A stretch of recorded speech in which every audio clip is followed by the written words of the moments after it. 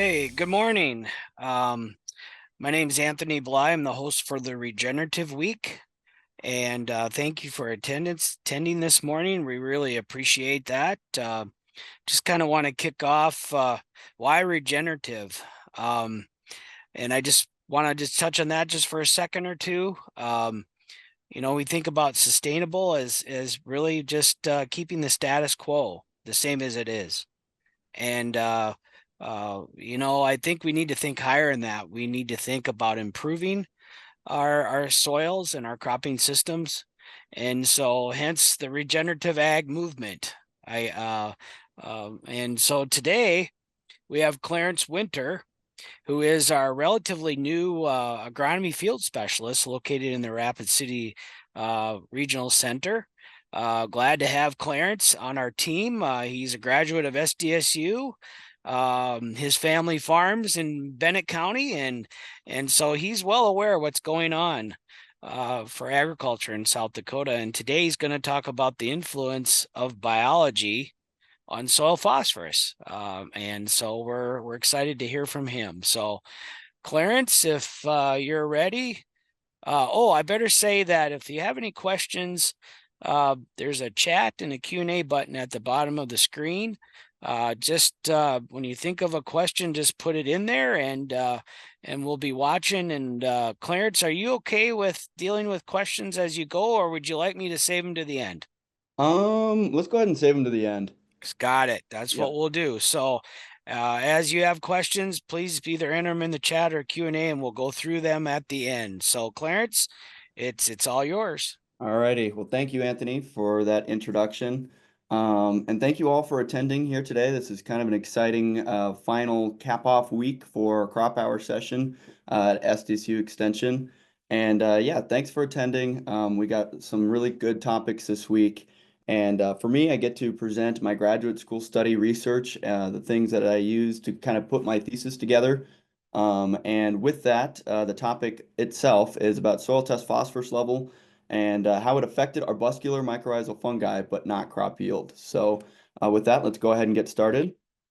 So here's a little bit of the outline of what we're going to be discussing today. I'm going to start with an introduction about phosphorus, why it's important, both big picture wise, agronomically, why it's a problem, and kind of what were some of the focuses of this research itself. That'll lead me into my first and second objective, and then additionally the materials and methods. So what was the experimental design? What were some of the things that we tested for the actual data collection itself? And then with that, also kind of go into the results and discussion, what was actually found, what was the actual data there, and what does it mean? And that'll lead me into my conclusions and then an additional closing thoughts. I kind of wanted to delineate those two because a lot of times research conclusions and the associated thoughts that come from a project are sometimes different. Sometimes the closing thoughts and some of the things that I've gathered in my experiences aren't exactly relevant for a journal article, but for you guys, those that are interested in regenerative ag, they most definitely are. So with that, let's go ahead and get started. And before we get into the actual discussion of my project, I get the divine pleasure of starting us off with regenerative agriculture, and I kind of wanted to take some time to bring some of these things to your attention. Maybe just kind of go through some of these big picture concepts, and then that way you can kind of relate to what the project that we did and how it's relevant to regenerative agriculture. And Anthony kind of discussed that a little bit to start, and he's going to be speaking tomorrow, and Vander will be speaking the next day, and I know that they're going to do a great job discussing regenerative agriculture and what are their thoughts on it. And I think everybody's going to have a little bit different thoughts of regenerative agriculture. The key concepts kind of remain the same. But I really wanted to start with this first bullet point, which is my professional and most definitely biased opinion, given my field of study. But it is my opinion that soil is the single most important resource to humanity. And additionally, it's also the most commonly degraded and underappreciated resource. So when I think of regenerative agriculture, it all kind of comes back down to what the soil is. A lot of folks think that soil is just dirt, and that could not be further from the case. It's an amazing ecosystem that's thriving with life, and we really need to kind of shift our farming practices with that in mind as our focus and as our main priority. And in addition to that, all of these other things kind of fall in line with this. Again, it's kind of a blanket definition. Everybody's going to define it a little bit differently. But I've outlined kind of those key concepts and kind of what I look for in regenerative agriculture system, especially that first one. We want to restore our soils and we want to restore our ecosystems.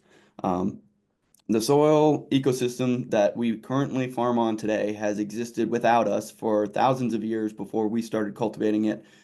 Is there a way for us to continue our production systems while keeping that in mind? So that's kind of my main concept that I always like to emphasize with regenerative agriculture.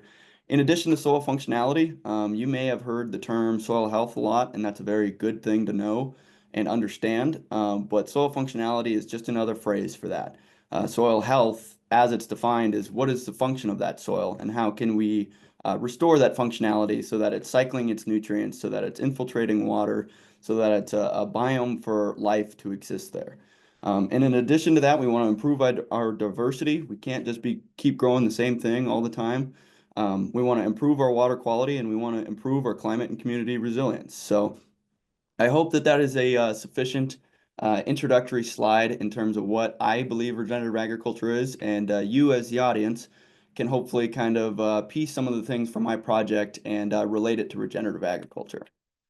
So we're going to go ahead and start right at the beginning. I think it's important to kind of understand some of the concepts associated with the phosphorus cycle before we really get into the research objectives and what we were looking at. And I kind of want to start with those bullet points, and that phosphorus is the 11th most abundant element on Earth.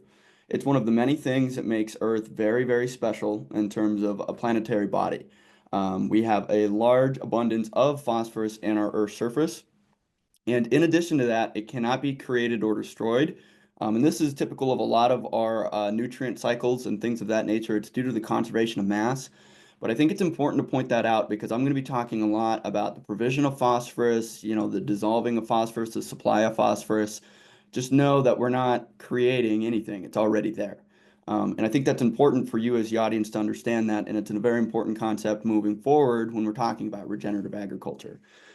So when we're looking at the cycle here, I just kind of want to touch on a few things. On the far right-hand side, we have phosphate rock formation, both in secondary and primary minerals through natural geological processes. Those primary minerals are typically very enriched forms of phosphorus, which is our synthetic components or fertilizer components of phosphorus. But the secondary minerals are also important in terms of the uptake of phosphorus that's present in our soils. So that phosphate rock comes up. I don't know if anybody can see my cursor or not. But the phosphate rock moves toward the soil surface, and then when we look at the center of our graph, that's where we're either applying that fertilizer as our enriched forms, or the organic phosphorus from animal manure, or the secondary use of those minerals are in our agricultural systems. And ideally, we would like our phosphorus to stay within this system where the plants are continuously using it, that phosphorus isn't leaving, or it's leaving in small quantities. However, due to kind of poor management practices and the lack of regenerative agriculture, phosphorus has a tendency to enter our aquatic systems due to weathering and erosion or fertilizer runoff. From there, the aquatic system cycles between dissolved phosphates, marine plants, and animals. And eventually that gets deposited again in sediments and that phosphate rock formation starts over again. Additionally, now that we kind of understand where phosphorus is and that phosphate rock component, I wanted to underline the importance of phosphorus for producers. So it's obviously a major macronutrient for plants. When you're discussing, fertility, N, P, and K, obviously phosphorus being that second one. It's a critical and crucial objective for producers across the United States. In a lot of areas in the continental United States, it's a very common limiting factor. And when we're looking at our graph here between nitrogen, phosphorus, and potassium, the consumption of agricultural fertilizers in the United States from 2010 to 2021, phosphorus is right around that 4 million metric tons a year. So I say that just to underline the importance of phosphorus fertilizing and the fact that it's really not going to go anywhere. The purpose of this study is not to remove phosphorus fertilization entirely, just to show how important it is. And with that, thought it was important to kind of touch on the agronomics of this a little bit in terms of how does phosphorus move and what is it specifically responsible for. So it may seem obvious, but it's responsible for the growth of the plant, but there's a primary focus on how it affects the root and how that root growth is specifically used from the availability of phosphorus. And because of that, phosphorus fertility is especially important during the early growth stages. It's able to kind of access a high specific uptake, and then be able to translocate or use that phosphorus as the growing season goes on. In addition to that, so we're looking at our figure on the left-hand side. Phosphorus does not move by mass flow. It doesn't move in our soil. It is either taken up by direct root interception or small amounts in diffusion, where we have high and low concentration gradients and it pulls that phosphorus into the root itself. And then that photo on the right-hand side kind of underlines the importance of how phosphorus fertility is very important during the early growth stages. This is phosphorus deficiency. We really want to avoid this as much as we can. So now that I've talked about the importance of phosphorus, what is the cycle of phosphorus, and how fertility is an important aspect of our crop production systems, it's important to talk about the issues of phosphorus. Why are we constantly focused on phosphorus? Why is there so much research attention dedicated to phosphorus? And really, it can be summarized in this first bullet point in that phosphorus has been mismanaged over agricultural history. Since the identification of phosphorus and its functional importance in our crop production systems, we've overapplied it, we've overmined it, and we've understudied it. And from this mismanagement comes kind of our first significant issue with phosphorus in that we have an increase in a prolific amount of non-point P pollution sources, where we have surface runoff, which is shown in the left-hand side. So from this runoff, we have sediment-bound phosphorus and soluble phosphorus that enters our aquatic ecosystems, which leads to eutrophication, which we see on the right-hand side. These are these algae blooms that form because in aquatic systems, phosphorus is the most limiting nutrient. So that algae growth persists and it increases the amount of CO2 in that system, causing death of aquatic organisms. In addition to our environmental issues, we also have a chemistry issue related to phosphorus, where orthophosphate, the plant available form of phosphorus, forms low solubility complexes with cations that are present in our soil. So on the left-hand side, we have a soil colloid that has a abundance of other cations that are attached to it, including aluminum, iron, calcium. These are kind of the common complexes that phosphorus forms to. So that negative charge of orthophosphate and the positive charge of our cations get bound together, making it no longer plant available. And with this chemistry issue, we also have an accumulation of phosphorus over time known as legacy P. So we're adding this phosphorus and we're exporting this phosphorus in the form of corn grain or of crop production grain. Anything that's not used by the plant during that growing season, the longer it sits in soil solution, the more at risk it is to forming these complexes. So then we add more phosphorus to avoid infertile soils, which exasperates that environmental risk that I mentioned earlier. And in addition to all of these, we also have a supply issue. So remember in that first slide that we can't create or destroy phosphorus, but our synthetic components of phosphorus are a fleeting non-renewable resource. So this finite resource and overuse is common throughout history. I kind of wanted to touch on guano just a little bit. That's the image to the left. In the 1800s, we had these huge accumulations of bird dropping deposits in the Caribbean. And when settlers found out what it could be used for, they mined them until there was nothing left. There was kind of like a mini war for this fertilizer that was present in the Caribbean. And although that is kind of a humorous story in the fact that, countries were at war for these bird dropping deposits, and it's an important historical context to what could potentially happen with our phosphate rock. So these phosphate rock mines are found all over the world, but they're really, really centralized in high amounts in certain spots. There are some in the United States, but the main one is in Morocco, Russia, China. So as we continue to use phosphorus and we continue to overuse phosphorus, we're going to hit a point at some point where the supply of phosphorus is going to hit peak. It's going to get a lot more expensive and it's get a lot harder to find. So we really need to kind of understand how to better use this resource. All right, so this is where we're kind of going to really get into the actual specifics of my project specifically. And that kind of comes down to our pre-fertilizer recommendations. And current pre-fertilizer recommendations, both in South Dakota and other upper Midwest states, consider several things for their fertilizer recommendations. And the first one is our soil test phosphorus level. So what is the labile available soluble form of phosphorus that's present in the field based on our soil extraction? So Olson, Bray, Malick, what is available out in that field at the time of planting? All right, so then we also have crop type. So wheat, corn, beans, sunflowers, any of those crops, forage crops, they are going to have a different phosphorus use intensity.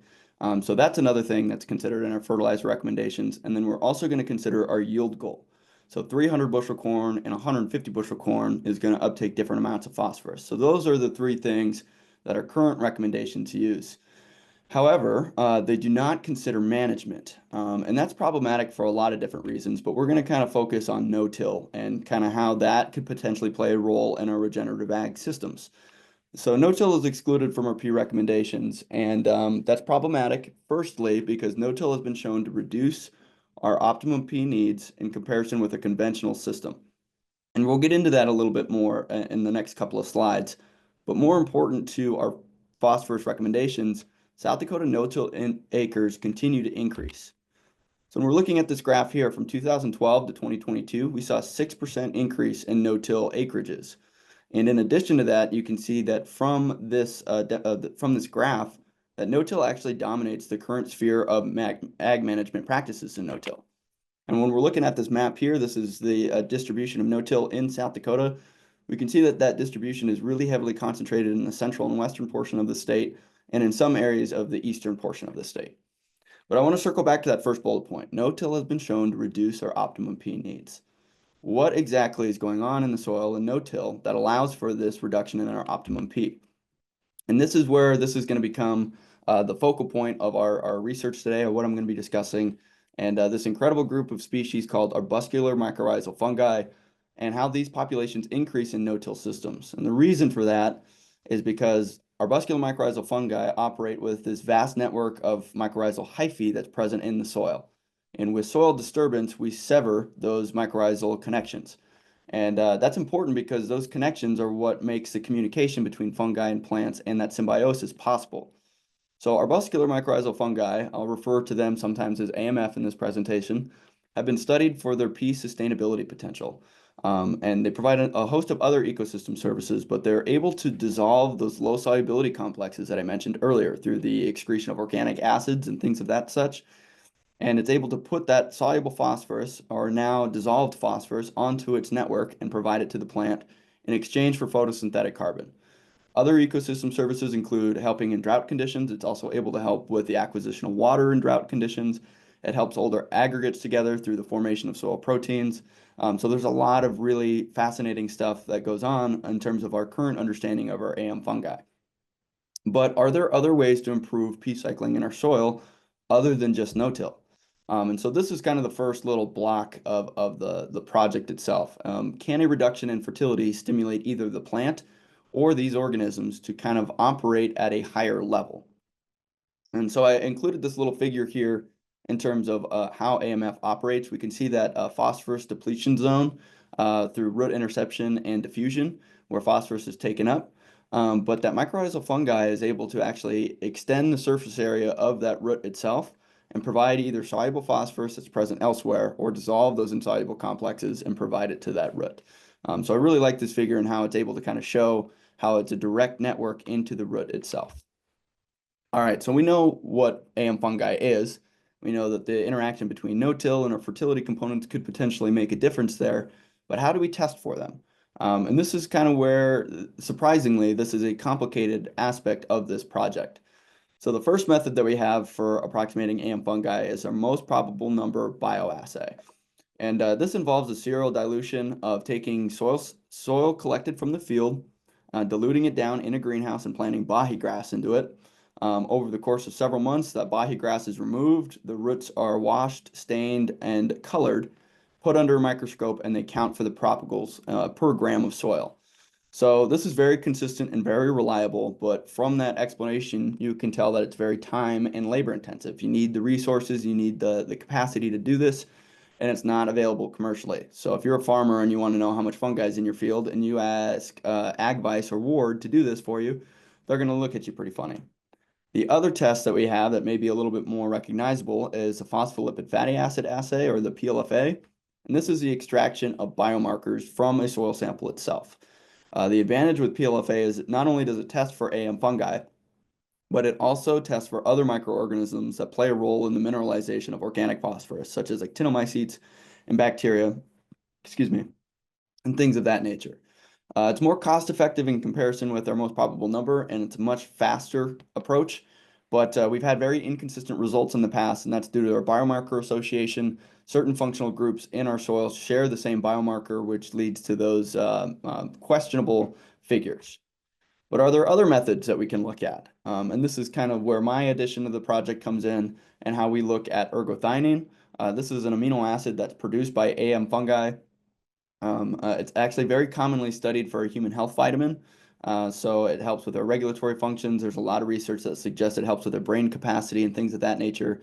But the important thing to note here is that humans cannot produce ergothioneine and plants themselves cannot produce ergothioneine. But soil-dwelling fungi, mushrooms, things of that nature, most certainly do produce ergothioneine. So it's passed along through the plant roots, potentially through this symbiosis. And the basic idea here was looking at ergo concentration in harvested seed as a proxy for soil fungi. So I'm sorry, that's a lot of introduction material, but that we're kind of getting into the nitty-gritty of the project itself now. So our first objective was to determine in a long-term no-till field the effect of different STP levels on crop yield and soil biological activity as measured by both the PLFA, most probable number bioassay, and the ergo analysis of our harvested seed. But our second objective was to kind of look at all three of those analyses and determine which test is most effective at identifying differences in AM fungal soil inoculum potential due to our STP level. So our experimental methods, our materials and methods and things of that nature, this research was done at the Dakota Lakes Research Farm, which is east of Pierre, South Dakota, 18 miles. So if you're looking at our research locations there, Dakota Lakes is right in the center. The name of this research study was the Soil Test Phosphorus Calibration Experiment, and I'm going to be showing data from 2018 to 2023. Some of that data is going to overlap a little bit. The PLFA and most probable number bioassay only goes to 22, but I have some additions of 23 and things of that nature. The soil type was a Lowry silt loam soil. Our average pH was 7.7, and our organic matter average was 4%. And if you're not familiar with Dakota Lakes, they have 30 plus years of no-till and regenerative ag practices behind them. They do a very good job with their crop rotations, not disturbing the soil, different grazing strategies, perennial rotations. All of that to say that this is the perfect location to test for the treatment effects of soil fungi because there hasn't been any disturbance for over 30 years. The crop rotation used in this study was a soybean, wheat cover crop, soybean, corn, corn. That was done to kind of break up the pest pathogen cycles that we commonly see in central South Dakota. So if we're looking at Dakota Lakes, this is an aerial image on the right-hand side. This is where my research study was located. And if we zoom in a little bit, the entirety of what we see here is what the farm refers to as F15. But this is where my experimental area was. This was done because this has a better accumulation of Lowry silt loam soil rather than glacial outwash soil due to the formation of the soils that were present here. Our experimental units were split in this direction. Pass 1 would be on the bottom or on the south, and pass 15 would be on the top or on the north. And our experimental units were 20 foot by 340 foot, equaling 6,800 feet squared in terms of our total area. Our experimental design, we used a randomized complete block design using 3 treatments replicated 5 times. And the treatments that we were using were 3 varying levels of STP categories. And this is pulled directly from our SDSU P fertilization guide, where our very high treatment was 16 parts per million Olsen plus, so very high amounts of soluble phosphorus. Our medium was in that 8 to 11 range, and our low was in that 4 to 7 range. So here's an example of one of the blocks of our study where we had low, medium, and very high in block 1. And over the course of the remaining 4 blocks, these treatments were randomized within each of the 3 categories. And I also wanted to include the actual P fertilizer guide from SDSU, where we see that these levels or these treatments are not just arbitrary numbers. This is where the calibration comes into play. And that's basically a fancy way of saying that these are based on the probability of yield response under those conditions. So our low STP category was in that 4 to 7 range. In those environments, we have a 60 to an 80% chance of seeing a yield response to added phosphorus, and that probability goes down as we go up in our soluble range. So our medium is in that 40 to 60% range, and our very high has less than a 20% chance of seeing a yield response. So you may be wondering, how did we establish and maintain those STP categories? We used banded monoammonium phosphate using a no-till drill at a 2-inch depth. At the start of this study in 2014, the entire soluble range of this field was about 5 parts per million.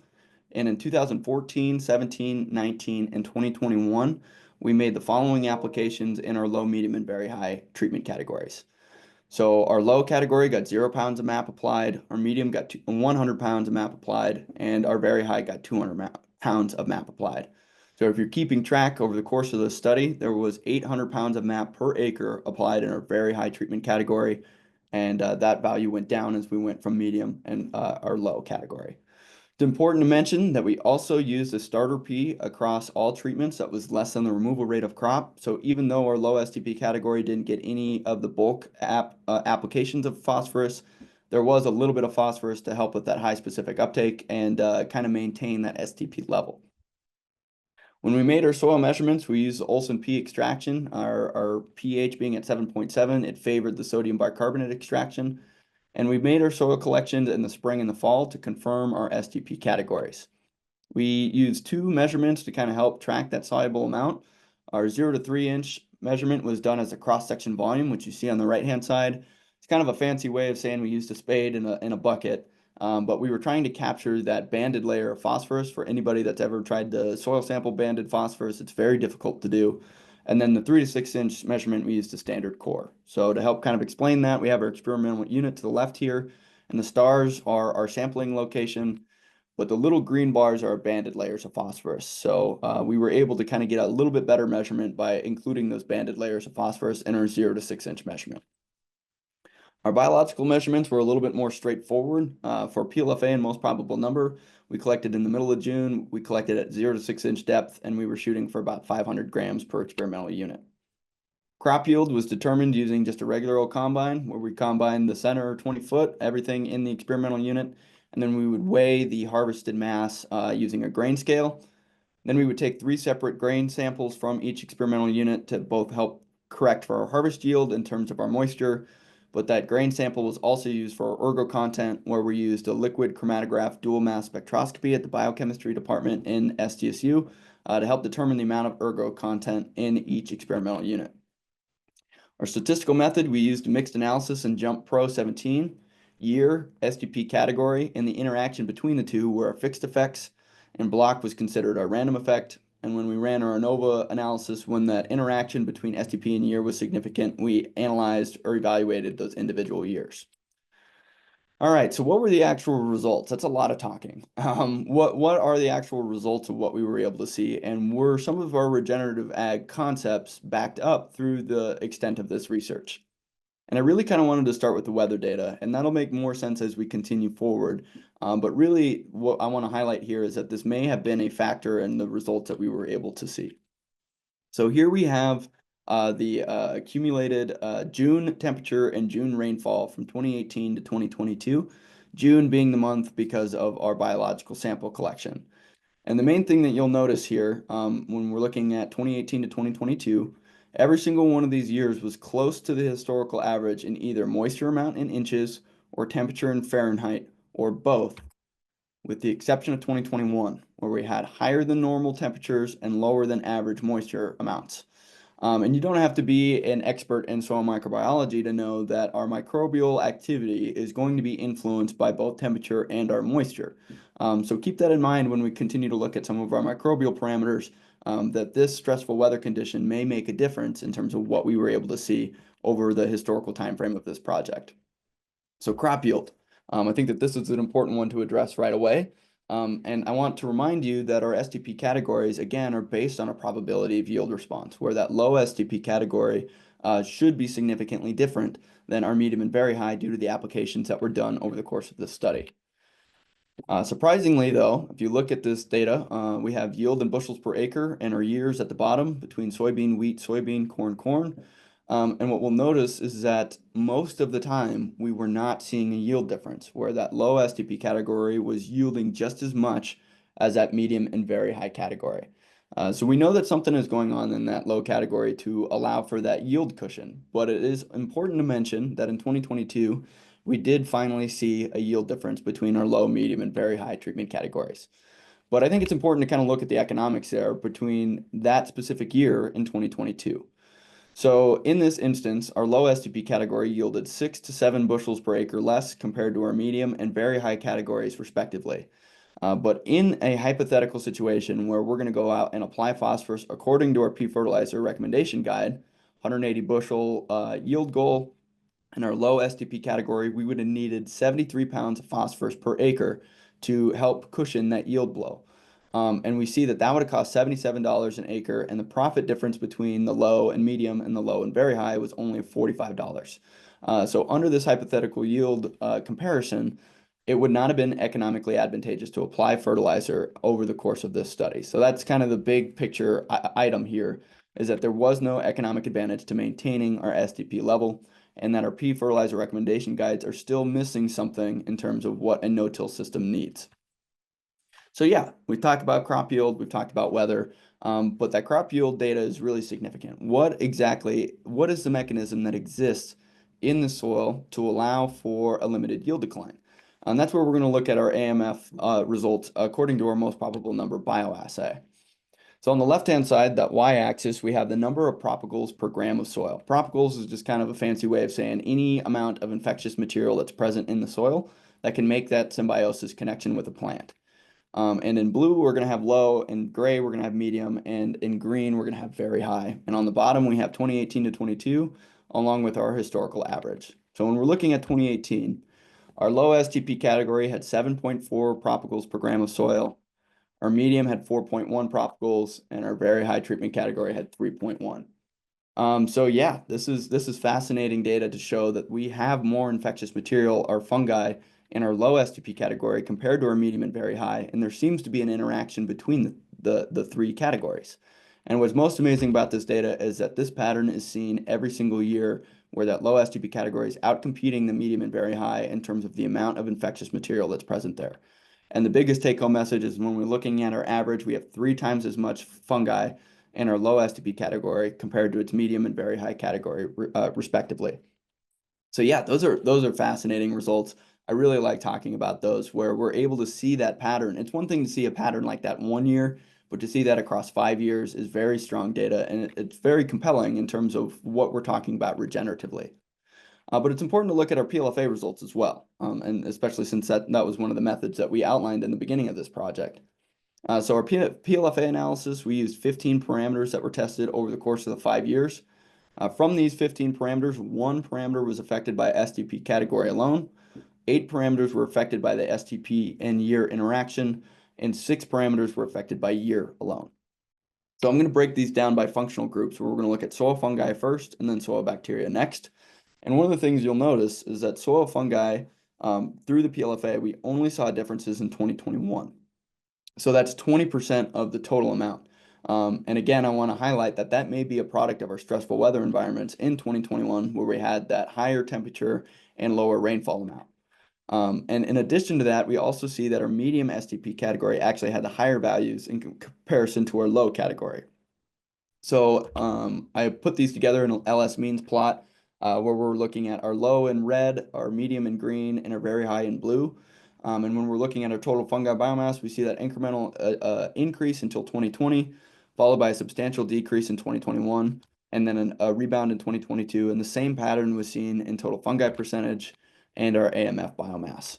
The only other thing that I'll mention here in terms of what we see in this graph is that a total reduction across all three categories may make the identification of these differences easier to do.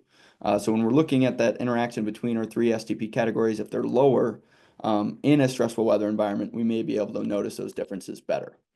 So this is kind of showing the same thing of our AMF biomass. We see that our highest value occurred in our low STP category in 2020, but when you see that significant reduction in 2021, that's not really the talking point that we see. So what about bacteria? I've mentioned on this a little bit that bacteria has a role to play in this phosphorus argument. We saw differences a little bit more of the time, but it varied by our year and parameter.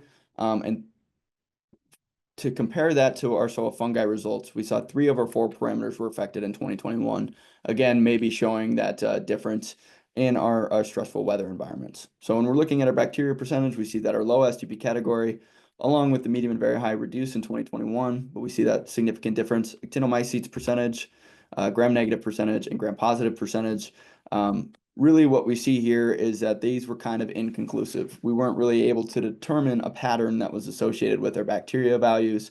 And yeah, that's kind of the take-home message, is that the soil bacteria did not seem to be as influenced as our soil fungi was. When we're looking at the only parameter from the PLFA analysis that seemed to be affected by STP alone, this may offer some insight in terms of why the bacteria percentage may have been lower in the low STP category, where our highest fungi to bacteria ratio is in that low STP category, and that goes down incrementally from our medium and very high. Although not as much difference, it's still showing a difference in our fungi interactions in the soil. Then finally, we have our ergothioneine content. Again, this is an amino acid produced by soil fungi, and we're using this as a proxy. And what we notice in that in 2022, in our corn year, we have an on average difference of ergothioneine content in our harvested seed going down from 9.2, 8.5, and 7.9 micrograms per gram. Although that is not statistically different, we do see statistical differences in 2023, showing that same pattern descendingly from low, medium, and very high, going from 6.5, 5.5 to 4.8 micrograms per gram. The only other thing to really mention here is that there seemed to be a difference in the actual ergo content between crops, and that's backed up by some of the literature search that I've done. For example, our oats seems to accumulate more ergothioneine compared to every other crop, and I think that there just may be a difference in our actual crop content, and the mechanisms responsible for that and the explanation for that is still relatively unknown. So yeah, that was a lot of information, but what are kind of the big take-home messages from that data? I've discussed some of these already, but what are kind of the big journal article implications, conclusions that are drawn from this study? And the first one is that we may have to revisit our optimum STP level in no-till, especially for our long-term no-till farmers, and how we were able to show that we can reduce our STP level. And a lot of that comes down to the lack of economic advantage to maintaining those STP levels. So again, the optimum level may need to be adjusted, and more operating with the precision ag components of our agricultural systems, where we can apply smaller amounts of phosphorus and proximity to the seed to utilize that high specific uptake mentality, and how that can help with all the other environmental components I mentioned earlier. In addition to that, it seems as though our AM fungi is the determining factor in allowing for this lack of economic yield difference. So we saw the greater amounts of AM fungi in that low STP category. And another way to phrase that is, as inorganic P increases, or soluble phosphorus increases, or as our P applications increased, our AM fungi decreased. So I'm going to show this figure again to kind of remind you of how it's able to access that total P that's present in the soil. Additionally, it seems as though our weather affected our PLFA results. So 2021 had the most stressful weather conditions, and within that year, we saw 88% of our total observed differences occurred during this year. In addition to that, we saw a little bit more of a pattern compared to soil fungi, compared to soil bacteria, and I want to reemphasize that an overall reduction may make the identification of these differences easier to do in the long run. And to approach kind of that second objective, which assay to choose? And unfortunately, this is kind of a mixed bag, and it's no perfect answer according to what we found on this study. So PLFA was not as effective as the most probable number assay. I think that is pretty obvious at this point in this presentation. It wasn't able to identify those AM fungi organisms, and they were only able to see differences in 2021, whereas our most probable number showed differences across all years, where the proportion between their low, medium, and very high categories was the same every year. It was very consistent. PLFA has that added benefit of obviously being cheaper and faster in comparison to our most probable number bioassay, but it also identifies other organisms in the soil. Unfortunately, that seemed to be inconsistent in this study, and maybe there just isn't as much of an interaction between the two. Admittedly, NLFA, neutral lipid fatty acid, would have probably been a better assay to run over the course of the study. It has a better affinity for fungal organisms. As it goes in research, you kind of have to do the wrong thing consistently, and that kind of is what boils down in this project. And then finally, our ergothioneine, really the big picture here is that it showed a lot of potential as a soil fungi proxy. It doesn't really take away any of the complexity that a most probable number bioassay does. The methods associated with it was pretty lengthy. But the big picture is that it was a little bit faster. We were showing the same differences between our three STP categories. But the other thing to mention is that there is a human health connection. I mentioned that a little bit, but ergothioneine is studied a lot as a longevity vitamin for human health. So that's a big thing to point out when we're talking about regenerative agriculture. It sometimes is hard to make the connection between soil health and human health. And then all of a sudden, this ergothioneine thing, if it becomes more prevalent and more common, we can make that connection where we're growing commodities that are put into the food supply. And if it is grown under these regenerative practices, we're getting more of this ergothioneine in our diet, which has been shown to be beneficial. All of that to say, although we only did it for 2 years, I think that it merits additional study. We found some really surprising things there. And then that last bullet point, I kind of reserve this for more of the academia presentations, but I think it's important to mention that researchers should be mindful of which assay to use. You really kind of got to look at your research objectives and determine which one is the best for you. If you're looking at the whole microbial community, some of the soil fungi specifics are not going to work as well. So yeah, we're kind of getting toward the end here. And I mentioned this at the beginning. I really wanted to include my closing thoughts of, some of the comments that I've had from this presentation, some of the complexities associated with it, and me as an agronomist, what are some of the things that I take away? And the first one is that phosphorus is complicated. I cannot emphasize that enough. It really is different no matter where you're at, and everybody's going to have a little bit different perspective on what phosphorus is capable of and what they have noticed. And the first thing that I'll mention, and according to this, is that not all no-till systems are created equally. Somebody who hasn't been doing no-till as long or is doing it under less diverse cropping rotation may not potentially see the same benefits associated with somebody that's been doing no-till for a long time and has been doing the cover crops and has been doing the complex crop rotations. And I have a bullet point there at the end, but long-term management and crop rotation may make as much of a difference as no-till will.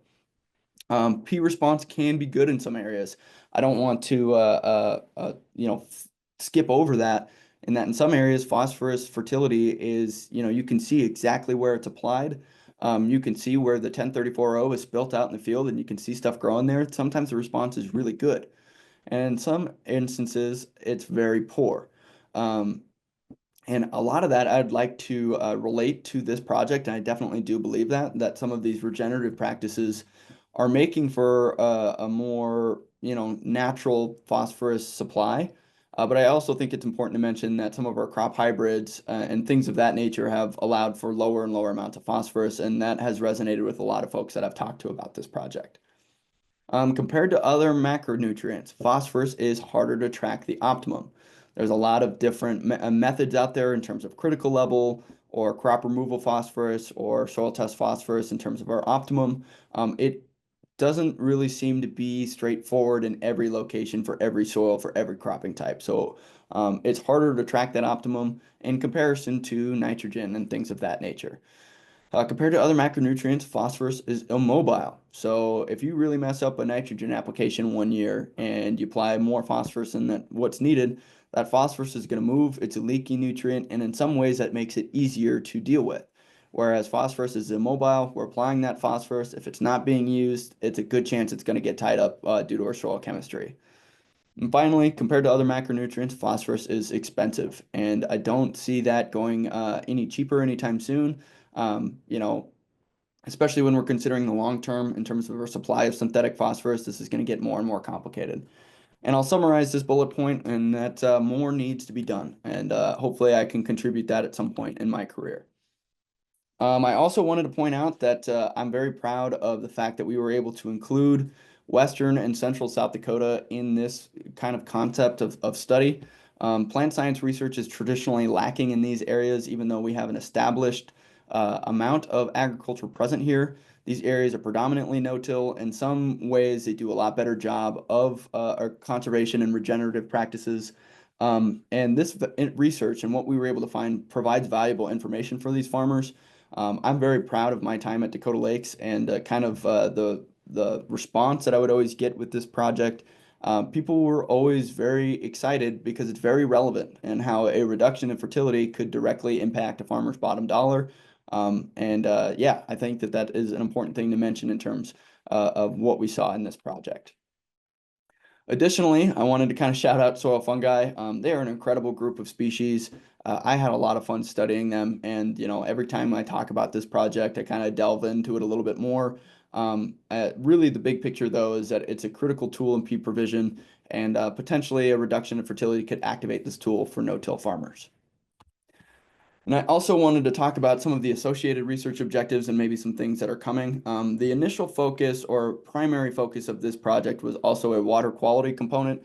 And, obviously I talked about that in the introduction, but we wanted to keep our soluble phosphorus low to prevent movement to aquatic ecosystems. And that's obvious, right? When we're comparing the low, medium, and very high, the low category is going to offer the least amount of risk to our freshwater systems. But we also wanted to kind of implement some of the things that I've talked about how if we could put phosphorus using our precision ag systems to apply starter in proximity to that seed, provide that high specific uptake for those early growth stages, while also interfering minimally with the remainder of the soil, we could activate some of these regenerative concepts and keep our environmental risk low.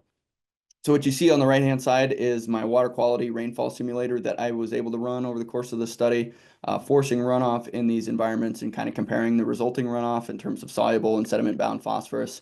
And I'd really like to put an extension article together. I have some rough drafts put together.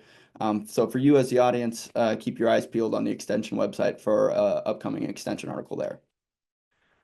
So I've reached the end of my presentation, and normally I would kind of run through these acknowledgments, but I only have about 5 minutes or so, and I would rather field questions in that time frame. Um, got some references here, and I'll allow you guys to kind of get my contact information. Feel free to write that down. If you have any questions that you don't want to put into the chat, feel free to give me an email or call my phone line. I'd be happy to help them. So Yeah, with that, great job, Clarence. thanks, Anthony. Um, you've got a great start in your career. Boy, great data. We have a question here. Do tilled soils have mycorrhizae fungi? And if yes, what would be the difference in terms of propagule quantity between the till and the no-till? All right, good question. I do, from what I remember in my literature search, there is evidence to suggest that there are some fungi that are present in tilled soils. There has been a lot of treatment studies on different types of tillage practices and how that affects it. And the reality is that tilled soils have a substantially lower amount of that fungi.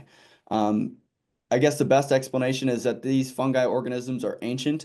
They've been around for hundreds of millions of years, so they're going to be present in our native soils. Um, but yeah, there is going to be a difference in terms of propagal quantity between the till and no-till systems.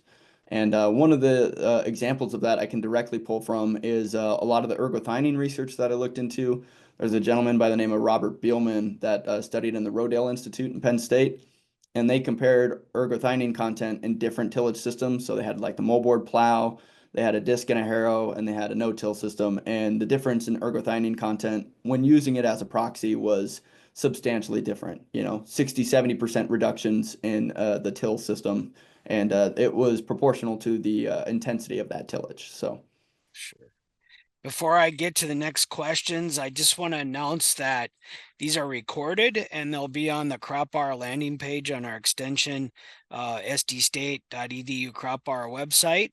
There will be a short survey mailed to you at the end of the week. Please fill that out. It's very important for our understanding of how to develop these programs for you. And then just a reminder, tomorrow we'll be talking about compost. And then on Thursday, Vander Nunes will be talking about the impacts of commercial fertilizer on soil biology. So get to the next question. Do you think all producers should do a 0P test strip in their fields or on their farms and to see how their crops perform with no phosphorus fertilization? that is also a good question. And I've kind of wrestled with that one myself in the fact that there is a specific limitation in this study, in the fact that we only did it in one location. And I emphasize this with Dakota Lakes. They have done a really good job on their regenerative agriculture practices to help enhance some of these things. But we are at a little bit of a risk of what we call a type 2 error, where we suggest something that isn't really well adapted to a lot of environments. I think, and I want to reiterate this, that I don't think the intention of this project is to completely remove our phosphorus recommendations or applications. So I guess in a way, if you're genuinely curious and you want to do some of those kind of things, I would suggest a farmer to try it. But if they're expecting or hoping for the exact same result, I can't promise that. And that's kind of the one thing I've always wanted to reiterate. I think the main take-home message in terms of what my suggestion is for farmers is trying to use a lower amount of phosphorus in proximity to that seed instead of doing, these big broadcast applications or in this case, a banded application. So guess kind of a twofold answer. If you're genuinely curious and you want to see what the response is, I encourage you to do so. But maybe take that with a grain of salt and maybe just adjust your current phosphorus recommendations. Yep. Next question. And I'm going to assume that the askers may be relating this to phosphorus, but the question is, have you done any research with industrial hemp? I have not. I have not. And off the top of my head, I don't know if there's a connection with hemp and phosphorus. And I'll relay that into a little bit different than what they're asking, I guess. It is important to mention that AMF form relationships with almost all terrestrial plant organisms. The almost is the key word there. I think it's roughly 85%. So, for example, some of our crops, such as our brassica crops like canola, camelina, mustards, they do not make an AMF connection. And the reason for that, I don't have. And I guess in response to that question, I don't know if industrial hemp has that same connection. If it does, I think a lot of the same components of what we discussed today would be relevant. Sure.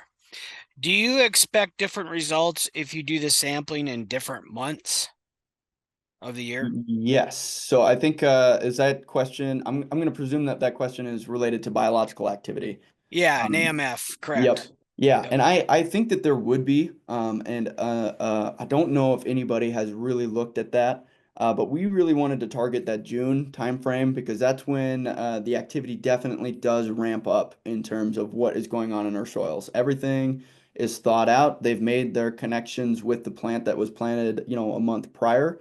Um, I think South Dakota would be kind of an interesting one to look at because we are so um, at the disposal of our environment. So if it's a dry year, or we're not getting the rainfall, or it's a cooler year, we're so at risk of what the environment is going on. I think that there would be probably a difference in our biological activity, especially on the AMF side of things. Okay. Um, Next question. Have there been any studies on inoculating soybeans with the agronomy recommended inoculant versus inoculating with only a producer-made compost tea with local soil biology? Interesting question. I don't know if I could answer that one specifically. I guess my short answer is I don't know if SDSU has done that. Anthony, you might be able to take the reins on that one. Peter has done some biological work at the Southeast Farm. While I cannot quickly recall any of the treatments that he put in there, he was mainly focusing on corn, though. So I'm not aware of this type of work being done on soybeans in South Dakota. I So like the emphasis on the native biology though. I think that that is going to be a bigger and bigger issue, especially when we're looking at biological products that are on the market. The native biology should probably be a focus, and it would be interesting to know if there is a difference there. absolutely, that's a regen Hmm. theory. Absolutely. I think nope, we might have more than one more question left here. Let me get to this. Um, nope. Great presentation, Clarence. Do you think that improvements in aggregate stability and soil structure, especially in long-term no-till systems, could improve water retention and root growth and in turn enhance phosphorus uptake, not only because of mycorrhizal fungi, but also through root interception and diffusion? Yeah, great question. I'll kind of break that one down. That's a lengthy question, but a good one. So I think through our aggregate stability and soil structure, we are most definitely going to improve our water retention. That's something I can tell you both from a literature standpoint, but also my own personal experiences. I touched on this a little bit with that water quality experiment. It was really hard to force runoff in these environments. We were applying a rate of 20 inches of rain an hour. That was what we were looking at. So basically a hurricane over South Dakota. And in some instances, we weren't able to get runoff. We had to move locations within the field. So water retention, most definitely. Root growth, potentially. I think that there is a component of that, especially with our no-till and regenerative practices. We're trying to retain as much of that moisture as possible. And I think that there would probably be some circumstantial evidence to suggest that that would improve our diffusion and root uptake processes as well. So I like the connection there. I think that that's a great question. We really want to emphasize a holistic approach where one thing can affect a lot of different things, especially under the context of regenerative agriculture. So yeah, if we're improving our water retention or our water infiltration, that could affect the health of the plant, making the roots grow longer, accessing some of that phosphorus. I think that there would be some evidence to support that. Absolutely. Well, great. I think we've covered all the questions. Um, Great job at answering those. Sure. And great questions. Thank you so much. I think we've hit really the essence of regenerative agriculture and the new things that are coming before us quite rapidly. And I think it's going to invoke a lot of change in the future. So, and with that, thank you for attending today. And just a reminder of tomorrow and Thursday sessions. We'd like to have you back and just engage in more discussions. So thank you for your attendance today.